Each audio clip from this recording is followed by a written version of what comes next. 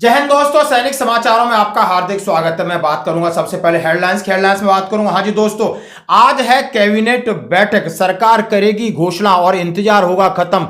DA-D R का suspense पर लगेगा पूर्ण विराम।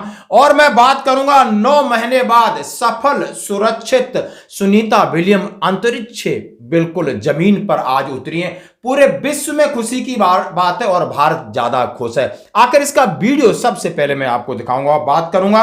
हाँ जी दोस्तों, लोकसभा में केंद्रीय कर्मचारियों की ग्रेच्युटी और लीव इनकेसमेंट के बारे में पूछा गया सवाल और वित्त राज्य मंत्री ने क्या दिया जवाब। मैं बात करूंगा आर्मी स्पोर्ट कोटा से यदि आप अपने बच्चों को भर्ती कराना चाहते हो तो कहां है भर्ती, कब है भर्ती, जरा देखें इस वीडियो को। और मैं बात करूंगा डीजीआर, हाँ जी डीजीआर की rally for ex serviceman job के लिए कहां पर है, इसका उठाएं फायदा। और मैं बात करूंगा एक पिथौरागढ़ का अनूठा वीडियो जहां पर एक्स सर्विसमैनों ने अपने अपने अलग स्टॉल लगाए और उसके साथ डीजीआर की तरफ से जॉब फेयर हो या आपकी पेंशन संबंधी समस्या हो, वहां पर भूतपूर्व सैनिकों ने एक अपना अलग तरीके का जलवा दिखाया। वो वीडियो भी आपको देखना होगा। तो खबरें करते विस्तार से। सबसे पहले वो वीडियो जिसमें सुनीता विलियम्स, हाँ जी इस विश्व की शान बोल सकते हैं कि 9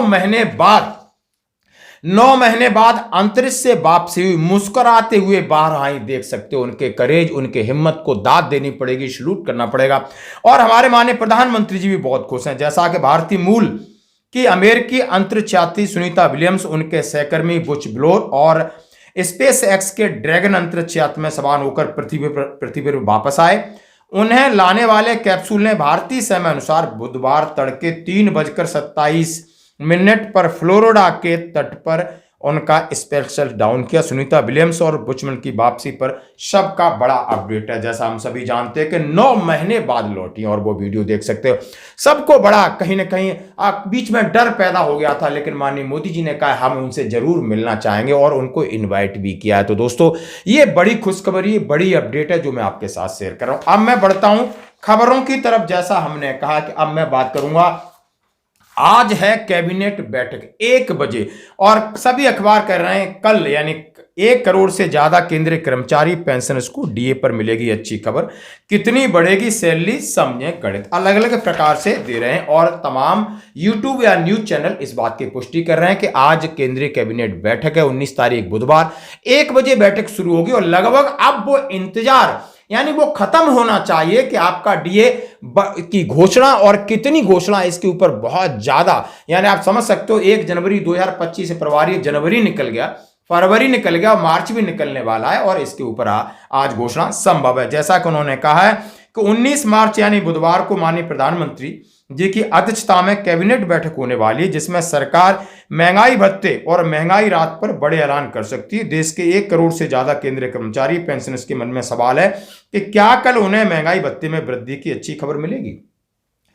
पहले थी होली से पहले उम्मीद थी, केंद्रीय कर्मचारी पेंशनर्स को होली से पहले उम्मीद थी कि इसकी घोषणा होगी, लेकिन इस बार निराशा मिली। अब उम्मीद की जा रही है कि बुधवार यानी आज होने वाली कैबिनेट बैठक में यह फैसला आपके सामने आएगा। हर साल सरकार के द्वारा 1 जनवरी 1 जुलाई को महंगाई भत्ता रिवाइज किया जाता है, जिसका ऐलान बाद में होता है।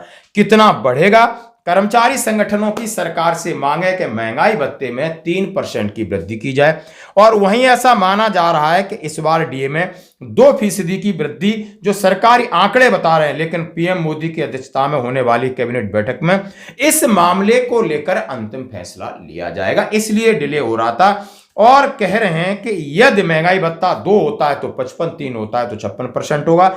इससे पहले कब हुई वृद्धि, कितनी बढ़ेगी सैलरी, जैसे हम सभी जानते हैं जिसका जैसी बेसिक पे होगी, जिसकी बेसिक पेंशन होगी 2 होता है या 3, उसी के हिसाब से आपकी पे पेंशन में बढ़ोतरी होगी। और इस बात की आप देख सकते हो पुष्टि अलग अलग चैनल कर रहे हैं और सबको खुशी है, इंतजार है। और क्या आज कैबिनेट बैठक में फैसला होगा, ये शाम के इसके ऊपर जरूर एक बड़ा अपडेट लेकर आऊंगा। धन्यवाद। अब बढ़ते हैं अगली एक और बड़ी खबर की तरफ। मैं बात करूंगा कि कुछ केंद्रीय कर्मचारी उनके पेंशन जो भविष्य में मिलने वाली पेंशन को लेकर अनिश्चितता का माहौल है। लगातार सरकार से सवाल उठाए जा रहे हैं कि सरकार के नीचे करोड़ों केंद्रीय कर्मचारी जो काम करते हैं, आप उनकी पेंशन को सुरक्षित करिए। अब पेंशन सुरक्षित हुई नहीं हुई, उसके साथ बड़ा सवाल है क्या ग्रेच्युटी और लीव इनकेस भी उन्हें मिलेगा या नहीं मिलेगा। और इसको लेकर लोकसभा में यह सवाल पूछा गया, राज्यसभा में, और उसका जवाब दिया है वित्त राज्य मंत्री पंकज चौधरी ने। सवाल था 11 मार्च को पूछा गया, क्या वित्त मंत्री बताने की कृपा करेंगे कि 24 जनवरी 2025 को जो आपने गजट नोटिफिकेशन निकाला यूनिफाइड पेंशन स्कीम का, उसमें आपने न्यूनतम पेंशन सेवा 25 वर्ष की है, और जो भी लोग वॉलंटियर जाएंगे क्या उन्हें आप पेंशन दोगे? हाँ, तो तत्संबंधी ब्यौरा के बारे में बताएं। क्या पुरानी पेंशन योजना और नई पेंशन योजना के मामले में यूपीएस के अंतर्गत ग्रेच्युटी स्वीकार है? क्या उन्हें लीव इनकेस का फायदा मिलेगा? इस प्रकार के सवाल जो कि श्री जावेद अली खान ने किए, उसका जवाब ये देते हैं आपके वित्त राज्य मंत्री। उन्होंने कहा है यूनिफाइड पेंशन स्कीम जो कि आपकी 1 अप्रैल से लागू है, और इसकी अधिसूचना 24 जनवरी 2025 को सरकारी गजट नोटिफिकेशन में निकली थी, और उसमें सारा इसका ब्यौरा दिया गया। उन्होंने कहा सेवा की वास्तविक अवधि के दौरान वृद्धि को ध्यान में रखते हुए उन्होंने कहा मिनिमम 25 साल सर्विस होना चाहिए, और उन्होंने कहा पेंशन के साथ साथ आपकी ग्रेच्युटी का भुगतान पेंशन नियम 2021 के मुताबिक होगा। और इसको डॉक्टर मंजीत सिंह पटेल ने सारा क्लियर कर दिया कि बहुत सारे लोगों का सवाल था कि यूपीएस में ग्रेच्युटी का प्रावधान है या नहीं। राज्यसभा ने भी एक प्रश्न के उत्तर में स्पष्ट कर दिया कि एनपीएस, यूपीएस या ओपीएस सभी में ग्रेच्युटी का नियम एक समान ही है। यही नहीं, लीव इनकेसमेंट, इंश्योरेंस आदि भी एक समान ही होंगे। यूपीएस में 50% पेंशन की गणना यदि 25 की जगह 20 साल पर हो जाए तो लमसम अमाउंट के रूप में कर्मचारी अंशदान की वापसी सुनिश्चित कर दी जाएगी, और यूपीएस और ओपीएस लगभग एक बराबर हो सकते हैं। उन्होंने कहा है सीधा सीधा क्लियर किया है कि नहीं, आपको जितने भी बेनिफिट पेंशन मिलते हैं वो ग्रेच्युटी है उसी हिसाब से मिलेंगे जो ओपीएस को मिलते हैं, लीव इन केस भी उसी हिसाब से मिलेगा, बाकी चीजें मिलेंगी। उन्होंने कहा है कि आप 25 साल की जगह 20 साल न्यूनतम सेवा कर दीजिए और 50% पेंशन का प्रावधान हो जाएगा, तो यूपीएस एक स्वागत योग्य कदम होगा, जैसा कि आपने राज्यसभा में भी इसका जवाब सुना।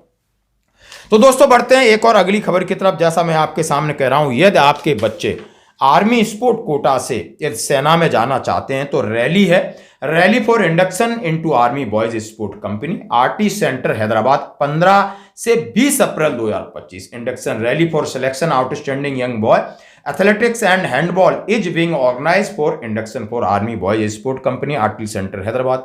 एलिजिबिलिटी बॉर्न बिटवीन 15 अप्रैल 2011 से 15 April 2017। Minimum education 3 standard pass, born between 15 April 2009 से 15 अप्रैल 2011। मिनिमम एजुकेशन आपने 7th standard pass, and won any medal in state, national, international competition athletics और हैंडबॉल के लिए। फिजिकल पैरामीटर उन्होंने as के हिसाब से बताइए कि एज आपकी 8 साल है तो हाइट कितना होगा, वेट कितना होगा, 9 साल है, 10 है, 11, 12, 13, 14। यदि आपको चाहिए तो आप ले सकते हो। वेन्यू मक्खन Singh athletics stadium, RT centre Hyderabad है। डेट आपको 15 से 20 अप्रैल बता दिया है, सुबह 7 बजे से 5 बजे। फैसिलिटीज अपॉन सिलेक्शन स्टेट उन्होंने कहा available sport infrastructure, free boarding and lodging, free education है, chance of participate at national international level, और guidance for Indian army in various scheme. Original copies of following document will be required for registration at rally. आपका birth certificate, आपकी community यानी caste, education certificate, character certificate, residence and domicile, और आपकी indemnity bond, 6 copy of latest passport size photo, Aadhaar card, sports certificate, personal and playing kit for respective sports selection. और ये आपके लिए है, यदि आपको चाहिए तो मुझे व्हाट्सएप पे मैसेज कर सकते हैं। अब मैं बढ़ता हूं दोस्तों। हाँ जी दोस्तों, जैसे डीजीआर की तरफ से यानी डायरेक्टोरेट जनरल रीसेटलमेंट की तरफ से कई जगह अलग अलग आपने जॉब फेयर लगते हैं और जहां पर एक्स सर्विसमैन को बुलाया जाता है। इसी कड़ी में दानापुर 21 मार्च 2025 को, 21 मार्च आज 19 है, 20-21 को 7 बजे से, रजिस्ट्रेशन 10 बजे से। वेन्यू है करियप्पा ग्राउंड, दानापुर कैंट, पटना, बिहार। बिल्कुल बिहार में बहुत सारे एक्स सर्विसमैन है। डॉक्यूमेंट रिक्वायर्ड है ex serviceman I card 5 photo copies और आपका biodata with photograph. Benefit for ex serviceman job seeker, interact with recruits उन्होंने कहा है from top PSU corporate employees, hassle free recruitment process, no cost access to multiple job opportunity, benefit for employees. और इसमें सारे number दिए, यदि आप किसी से बात करना चाहते हो, मिस्टर ए के भगत, इनका मोबाइल नंबर है 9085830295, इनसे संपर्क कर सकते हो और दानापुर जाके आप